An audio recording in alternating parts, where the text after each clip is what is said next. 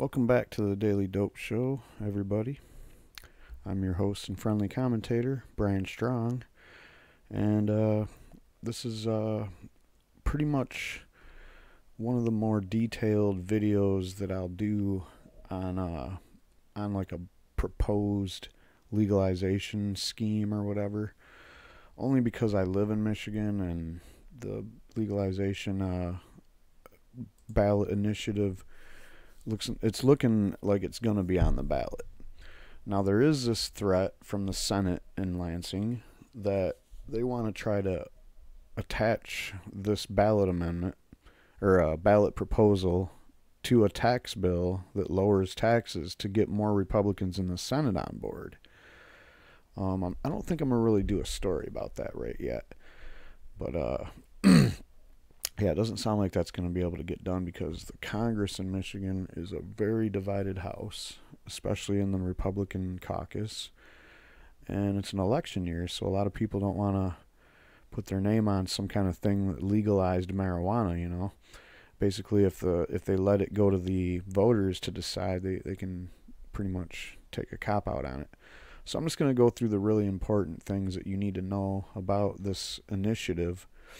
And I'm going to, you know, by the way, I don't work for the Coalition to Regulate Marijuana Like Alcohol or My Legalize. I've never gotten paid by either organization or anybody in either of the organizations or anybody anywhere for that matter for doing any video or talking about any marijuana legalization platform ever. So anything that I've ever said on this channel or on Facebook or in Twitter or wherever else you might see me talk has nothing to do with any personal relationships or money that I might be making from anybody that has anything to do with any of these things. And I'm just going to go ahead and read through these and give you some quick opinions about it. But this is what I think you need to know, and I'm going to try to be quick about it, so this is a consumable video. So here's the language. An initiation of legalization to allow under state law the personal possession and use of marijuana by persons 21 years of age or older, to provide for a lawful cultivation and sale of marijuana and industrial hemp by persons 21 years old and older, to permit the taxation of revenue derived from commercial marijuana facilities, to permit the promulgation of administrative rules, and to prescribe certain penalties for violations of this act. The people of the state of Michigan enact, and it shall be known as the Michigan Regulation and Taxation of Marijuana Act. Oops. The purpose of this act is to make marijuana legal under state and local law for adults 21 years of age and or older, to make industrial hemp legal under state and local law, and to control the commercial production and distribution of marijuana under a system that licenses, regulates, and taxes the business involved. The intent is to prevent arrest and penalty for personal possession and cultivation of marijuana by adults 21 years of age or older, remove the commercial production and distribution of marijuana from the illicit market, prevent revenue generated from commerce in marijuana from going to criminal enterprises or gangs, prevent the distribution of marijuana to persons under 21 years of age, prevent the diversion of marijuana to illicit markets, ensure the safety of marijuana and marijuana-infused products, and ensure security of marijuana establishments. To the fullest extent possible, this act shall be interpreted in accordance with the purpose and intent set forth in this section. Marijuana establishment means a marijuana grower, marijuana safety compliance facility, marijuana processor, marijuana microbusiness, marijuana retailer, marijuana secure transporter, or any other type of marijuana related business licensed by the department. Now, one thing I was talking about earlier with the legislator, if they decided to legalize this, they could change things in here or amend things to it with just a simple majority vote. But if they waited till after the people voted it in, then they're going to need 3/4 and of a 3/4 majority vote in both houses, and the governor has to sign it. And remember, there's going to be a new governor coming in next. So the governor's in a lame duck. He'll sign basically anything they throw at him in the lame duck session, which is upon us right now. So all the things that the representatives do in Lansing right now kind of goes unchecked because it's lame duck. And I mean, unless you're going to not vote for somebody because they did something in the lame duck session, I don't know. But anyway, they could change things like this micro business thing. They could also change the plant count limits on the, what they license in this to more match the MMFLA. What is a micro business? Marijuana micro businesses means a person licensed to cultivate not more than 150 marijuana plants, process and package marijuana, and sell otherwise transfer marijuana to individuals who are 21 years of age or older, or to a marijuana safety compliance facility, but not to other marijuana establishments. Kind of creating this small craft marijuana type thing, if you will. And then now these regulations include the marijuana secure transporter, like the MMFLA, which is a person that will be transporting marijuana between facilities, essentially. Now, we talk about what this article or this act does not authorize. And, it's just the typical things you would expect to see in something like this. But what you have here is separation of plant resin by butane extraction or other method that utilizes a substance with a flash point below 100 degrees Fahrenheit in any public place, motor vehicle, or within the curtilage of any residential structure. And I've looked into what curtilage is all about, legally speaking. And it basically means, pretty much anywhere near anything that could catch on fire, like any outbuilding or house or garage or barn or anything like that. So theoretically, one could probably create their own structure outside of the curtilage of other structures or things on the property and design that structure to be a safe place to do extractions, potentially. This doesn't completely rule out people doing their own extractions, in my opinion. So, and especially doesn't rule out non-chemical with flash points below 100 degree extractions. And then another thing that this act does not authorize is the consuming marijuana while operating, navigating, or being in physical control of any motor vehicle, aircraft, snowmobile, off-road recreational vehicle, or motorboat, or smoking marijuana within the passenger area of a vehicle upon a public way. I kind of got a problem with that a little bit, as far as it's a little bit overreach. Like, they're basically saying, this is going to be a punishable thing, and now you have a passenger potentially smoking marijuana in one of these vehicles being a problem. And of course they're going to make smoking weed while you're driving a crime. Why wouldn't they? Without any proof or evidence of how impaired, or if you even do get impaired enough to not be able to operate a motor vehicle and all that aside, this does not provide for penalties or describe exactly what constitutes consuming marijuana while operating these. It's basically saying you can't be smoking weed while you're actually operating the vehicle. It doesn't say anything about you consumed it before. It says consuming while operating. So there's breathing room in this as far as legally speaking, if you were looking at it in that regard. So I don't have too much of a problem with that wording, in my opinion. It doesn't provide for penalties for anything like that. So, like we know with the old laws, whenever they don't provide penalties, that means the state can interpret that as, hey, this is totally off the protection that this law provides, so we're going to go as hard as we can on it. All right, now we're going to get into what this actually allows you to do.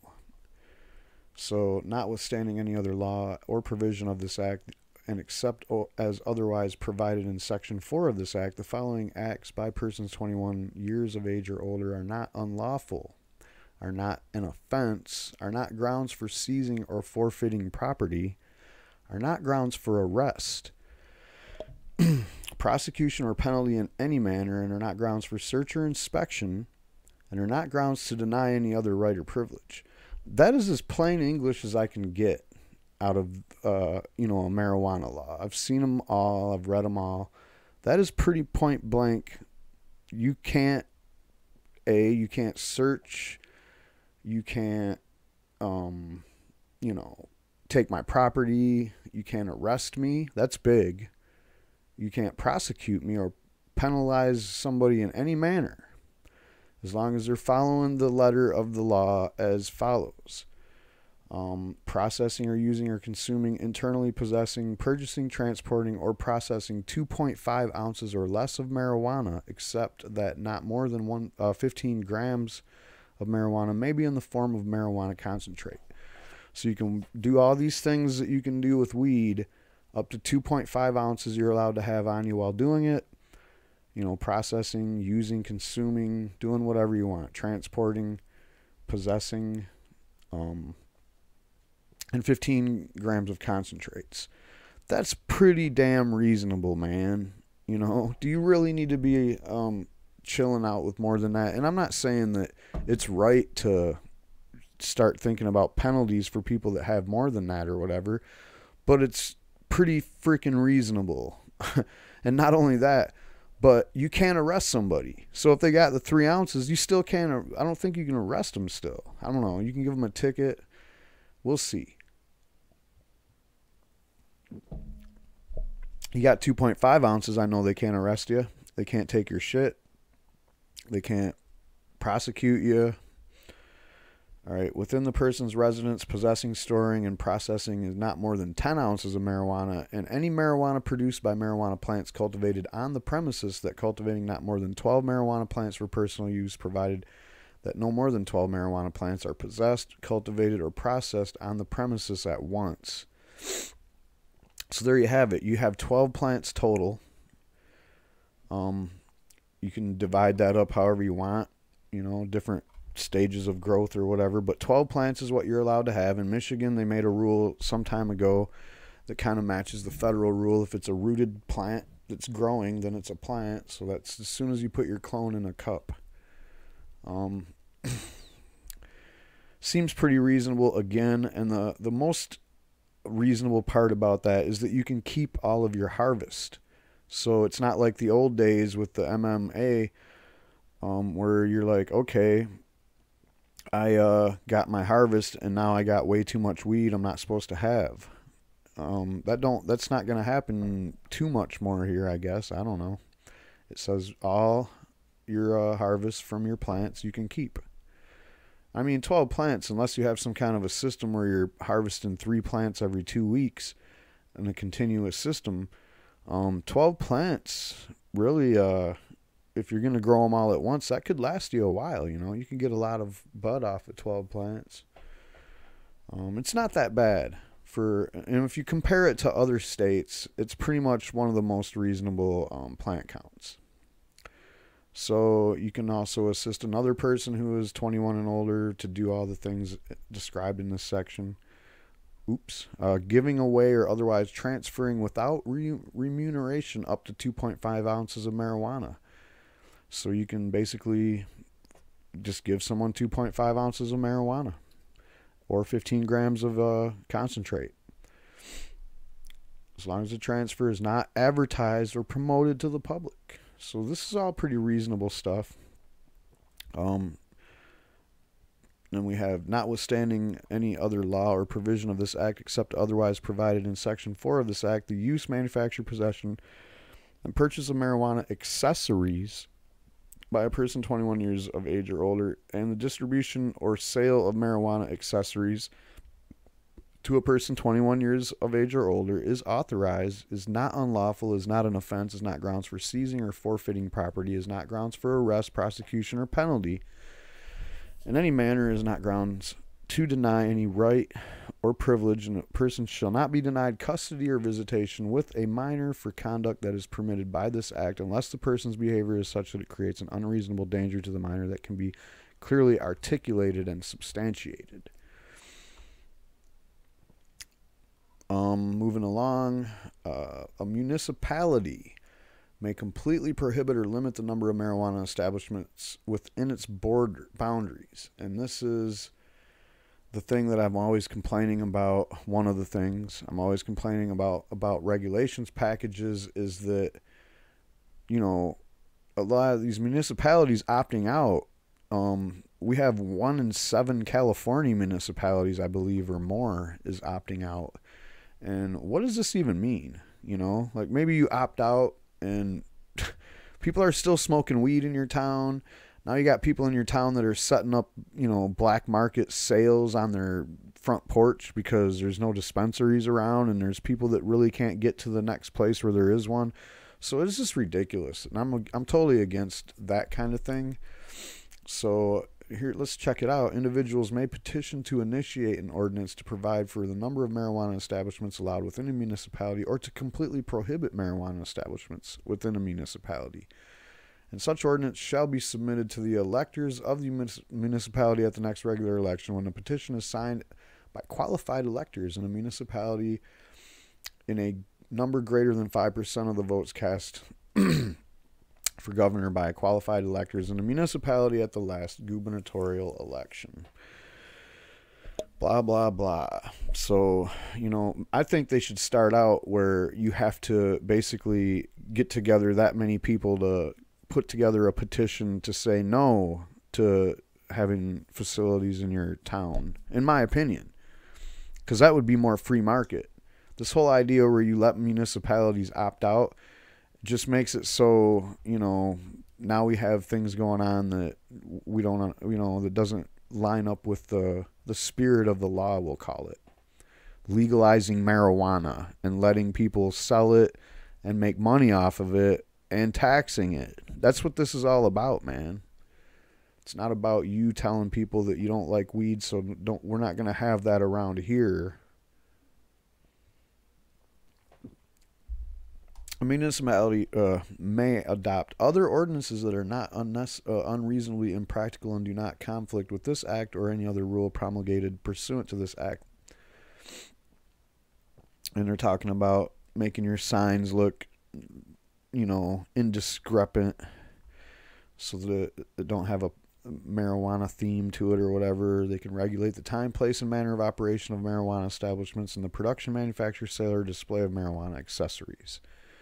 Authorize the sale of marijuana for consumption in designated areas that are not acceptable to persons under 21 years of age, or at special events in limited areas and for a limited time. So basically, this is allowing for municipalities to basically say, yeah, we're going to have weed bars over here, and we can have the cannabis cup with smoking weed over there, as long as you're not 21 or under 21. You can go there and they have it figured out so that you can smoke and it's not going to bother the neighbors or whatever.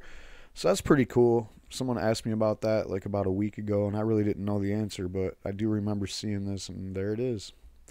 A municipality may adopt an ordinance requiring marijuana establishment with a physical location within the municipality to obtain a municipal license, but may not impose qualifications for licensure that conflict with this act or rules promulgated by the department.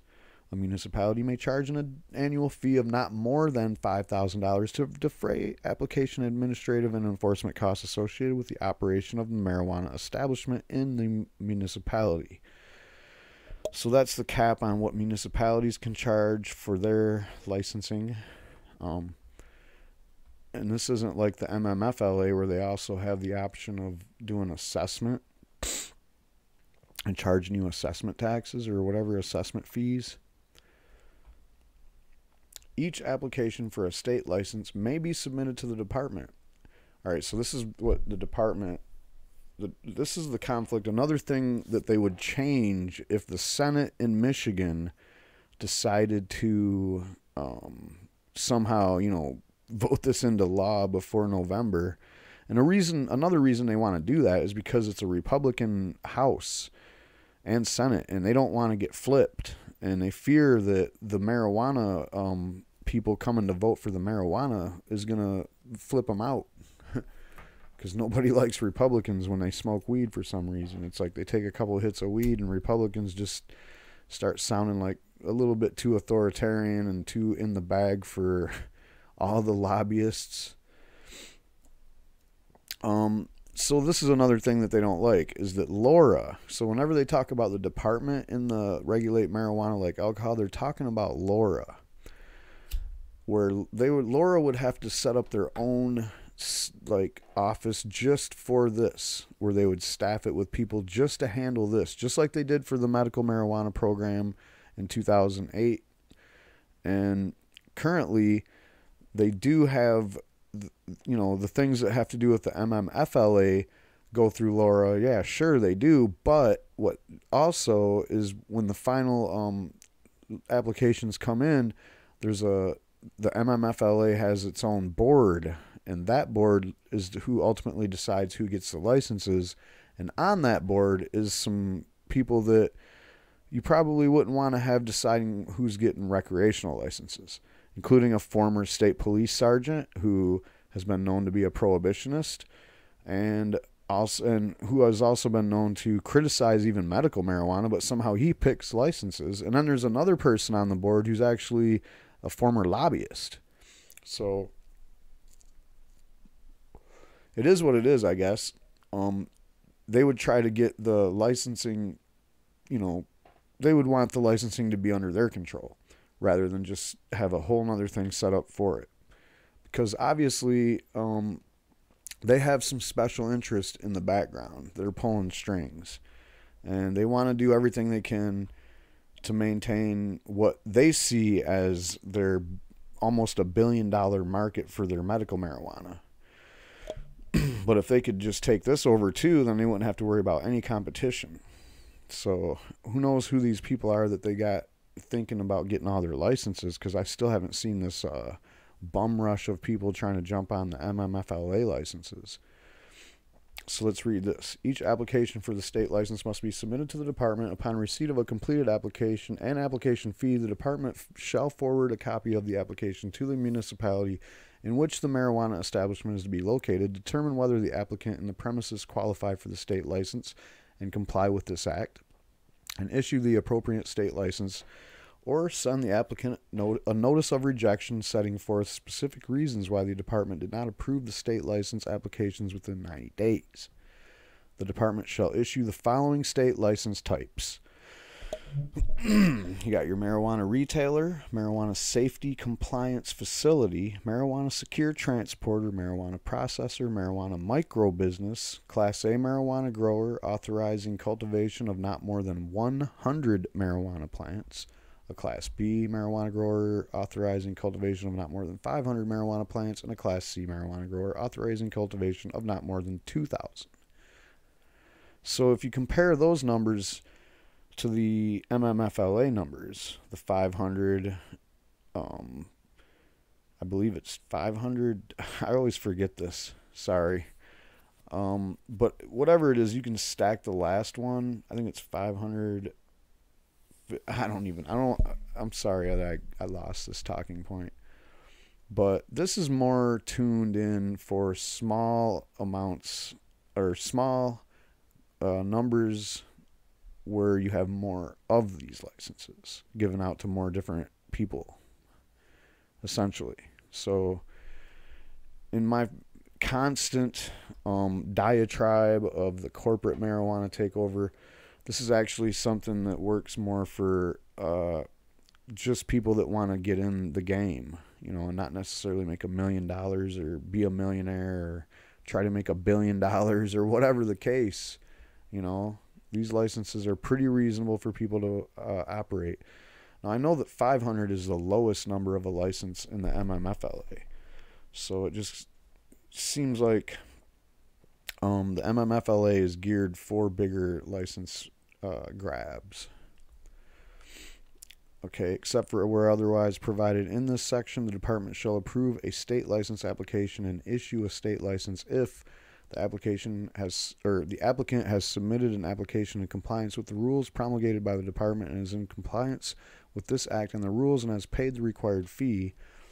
B, the municipality in which the proposed marijuana establishment will be located does not notify the department that the proposed marijuana establishment is not in compliance with an ordinance consistent with Section 6 of this act and in effect of the time of application. And C, the property where the proposed marijuana establishment is located is not within an area zoned exclusively for residential use and is not within 1,000 feet of pre-existing public or private school providing education in kindergarten or any grades 1 through 12 unless a municipality adopts an ordinance that reduces this distance requirement.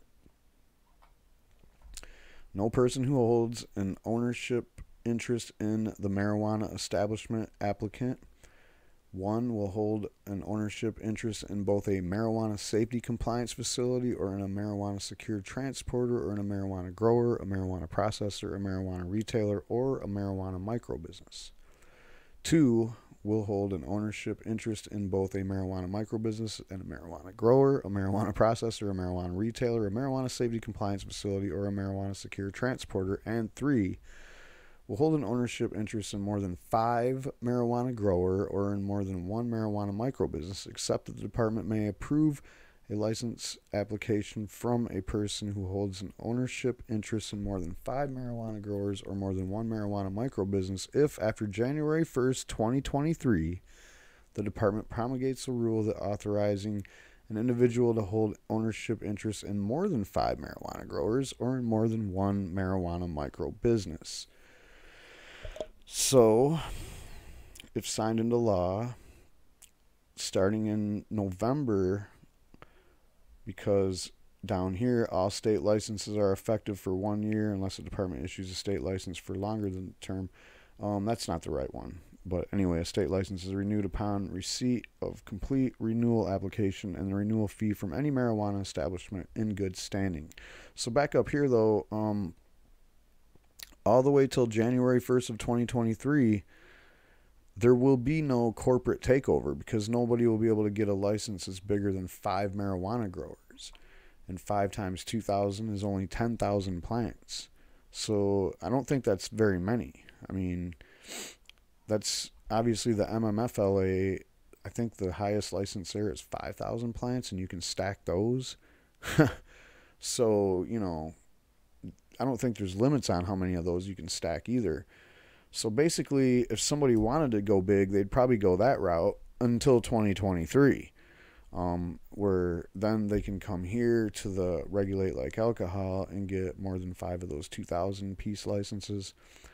So overall, I look at this as somebody that's been, practice or preaching all this rhetoric against the corporate takeover. I look at this as a chance for somebody that might want to like get into a mid-level situation to get their foot in the door before the corporate takeover actually comes in.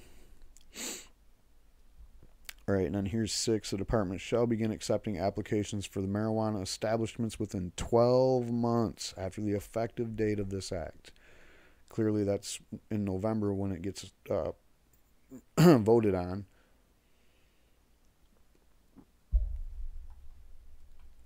Except as otherwise provided in this section, for 24 months after the department begins to receive applications for marijuana establishments, the department may only accept applications for licensure for a Class A marijuana grower or for a marijuana microbusiness from persons who are residents of Michigan.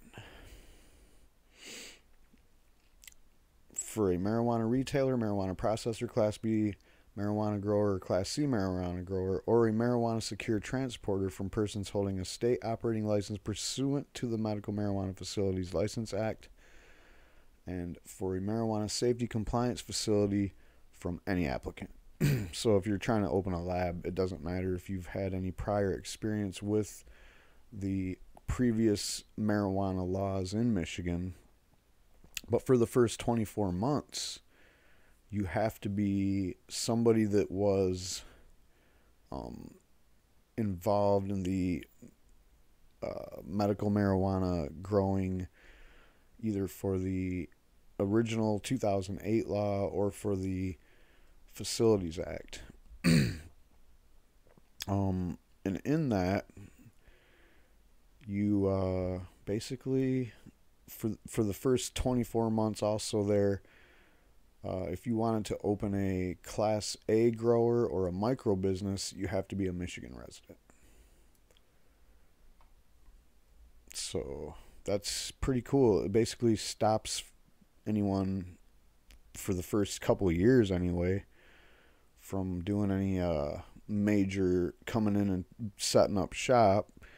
And also for the first 24 months for those smaller businesses, you have to be a resident of Michigan, period. So that's pretty cool. I don't know how you can not be a resident of Michigan to do the other ones. You pretty much have to there too. You just don't have to have that requirement of previously having licenses as a caregiver or grown before, in general, for any of the medical marijuana programs in Michigan. So that's pretty much keeps it in-house and keeps the big people out again. 1 year after the department begins to accept applications pursuant to this section, the department shall begin accepting applications from any applicant if the department determines that the additional state licenses are necessary to minimize the illegal market for marijuana in the state, to effectively meet the demand for marijuana, or provide a reasonable access to marijuana in rural areas. So what you're saying there is, after 1 year, instead of waiting for 2 years on this whole out-of-state thing and whatever, and all these other stipulations, of course, 1 year in, you're going to say, well, let's look at the situation and see how the demand and how supply is keeping up with demand. And if supply is not keeping up with demand, then they can change the rule to make it so anybody can apply for any license. So that's pretty weird. I wish the MMFLA had something like that, or had a better way to get people applied, because I think the application process alone is just so cumbersome and such a big, it's so huge. It's like, I don't know. All right, so no marijuana establishment may sell, otherwise transfer marijuana that was not produced, distributed, or taxed in compliance with this act. A marijuana grower, marijuana retailer, marijuana processor, marijuana microbusiness, or marijuana testing facility or agents acting on their behalf may not transport more than 15 ounces of marijuana or more than 60 grams of concentrate at one time. Guess that's when you call up the transporter. A marijuana secured transporter may not hold title to marijuana. No marijuana processor may process, and no marijuana retailer may sell edible marijuana infused candy in shapes or packages that are attractive to children or that are easily confused with commercially sold candy that does not contain marijuana. We've seen that in Michigan, but it's not a super common thing. But I mean, obviously, gummy bears are really popular right now everywhere, especially in Michigan.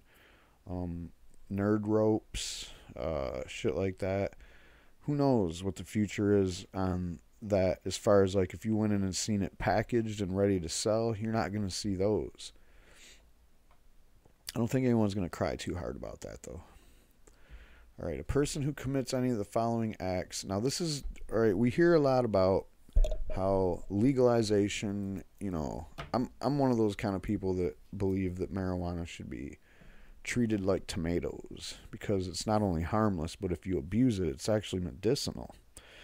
But there's not a lot of passion and demand for that kind of sentiment out there in the mainstream Michigan population, if you know what I mean.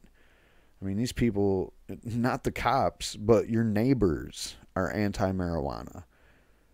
A lot of these people in Michigan hate marijuana so much that, I mean, I don't even want to begin to tell you how bad it is. You think of Michigan as a blue state, prove it. Like, it's not about who they voted for president. It's about just the general attitude of people you see around when you're walking around town or at certain whatever, there's a lot of things going on in Michigan that don't make me feel like I live in any kind of a liberal state or a blue state or anything like that. So anyway, I'm getting sidetracked here. Michigan population mostly hates marijuana, except for they still feel like it should be legalized. So that's, at least we're there, you know. But then again, it's not landslide numbers.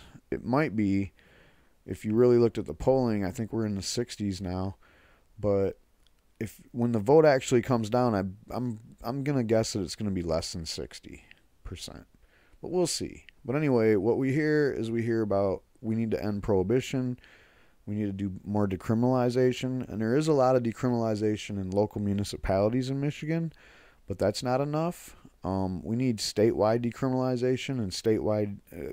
Ending prohibition obviously is a big push, because that's basically saying, okay, weed is like tomatoes, and in my neighborhood, that doesn't fly. In my neighborhood, people look at you, if you say weed should be treated like tomatoes, they think you're insane. Period. They think you're a heroin addict or something. I don't know. Meth head.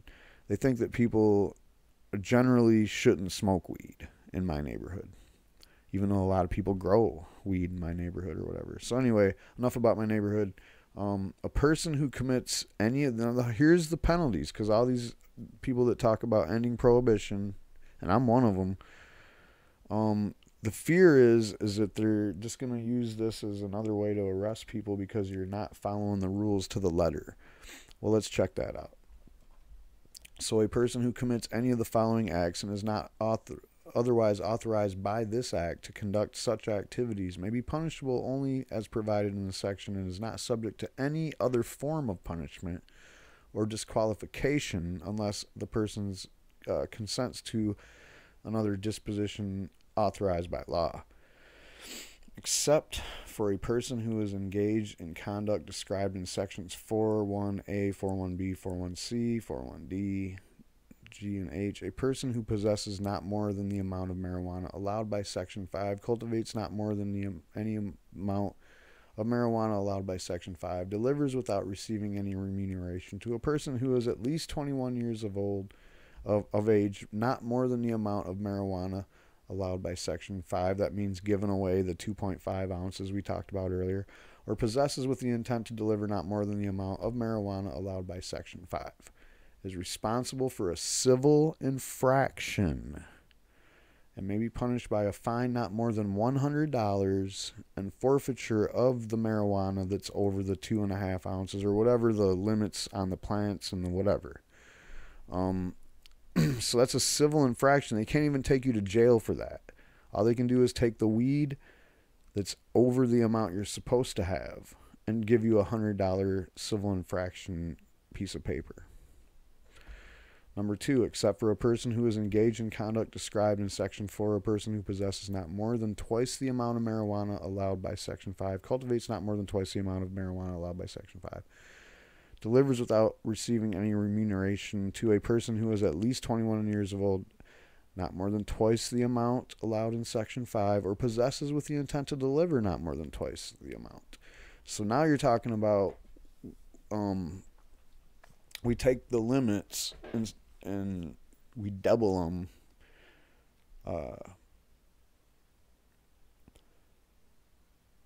Then we have these different structured situations. So for the first violation, is responsible for a civil infraction and may be punished by a fine of not more than $500 and forfeiture of the marijuana. For a second violation, is responsible for a civil infraction, may be punished by a fine of not more than $1,000 and the forfeiture of the marijuana. And for the third time, it's a misdemeanor, and you're going to get punished with a fine of not more than $2,000 and the forfeiture of the marijuana. So twice the amount, and it says not more than.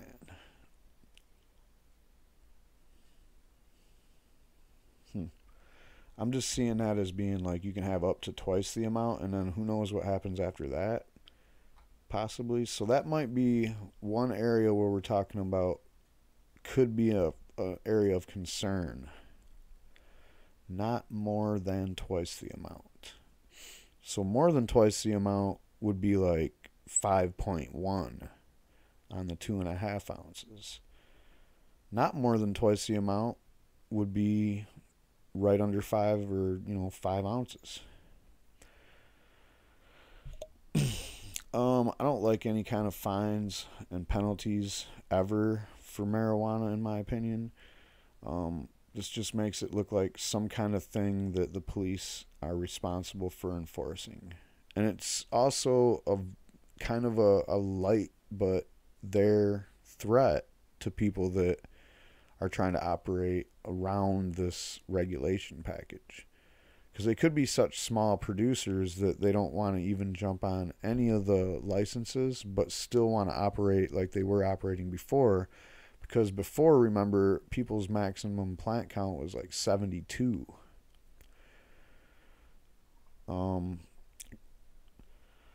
So then you talk about minors. So if you're under 21, this is what can happen to you.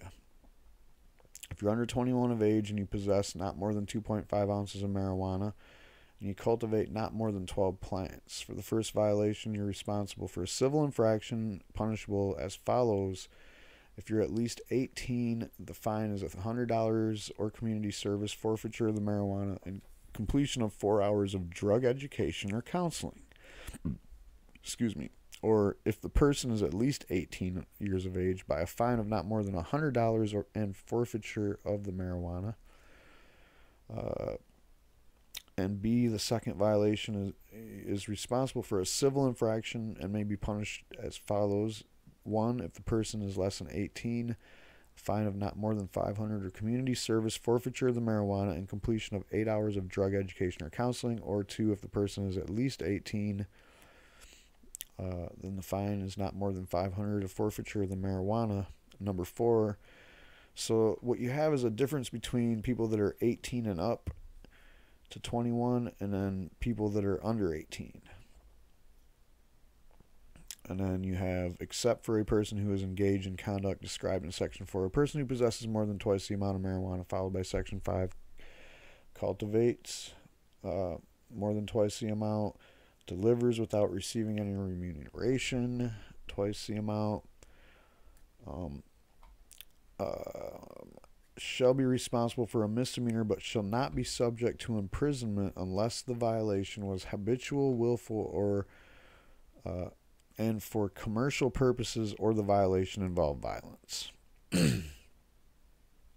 Still seems a little bit reasonable. It seems to me like this is all on the more reasonable side.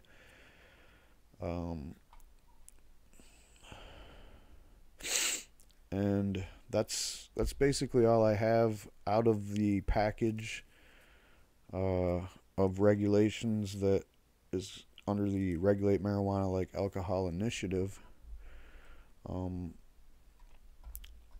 I don't really have any more comments to add to this. I kind of want to leave the dialogue open for anybody that wants to make a comment below. And furthermore, if anybody has any questions for a representative from the Coalition to Regulate Marijuana Like Alcohol, please put them in the comment section below or get a hold of me some other way through Facebook or Twitter and let me know there what the question is. So like I'm going to interview somebody again, maybe Colin, maybe somebody from the actual coalition, and I have some questions, and if you have any questions, go ahead and make sure I know that you want me to ask that to the representative. And now if you have any criticisms of what I just read or whatever, feel free to say it. I mean, like I said, I feel like this is all very reasonable. I don't see how this is going to create an increase in hostility between police and people that smoke marijuana. I don't see how more arrests are going to result from this than what we are dealing with right now. I think our arrest situation is pretty dismal in Michigan, and I'm pretty tired of it personally. And I think what we do need to do more decriminalization in Michigan. Statewide would be great, but if we can't do that, more people need to activate in their local municipality to decriminalize there. I mean, currently what we have in Michigan is a situation where almost all the municipalities don't even want medical marijuana licensing at all. They don't want to have any of those facilities in their town for whatever reason, even if they already had them before.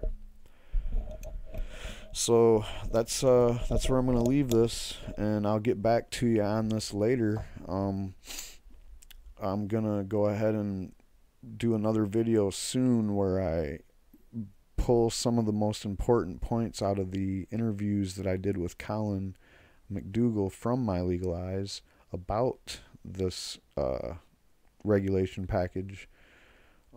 So, stay tuned for that, and basically, yeah, just go ahead and let me know what you feel. Let it all hang out.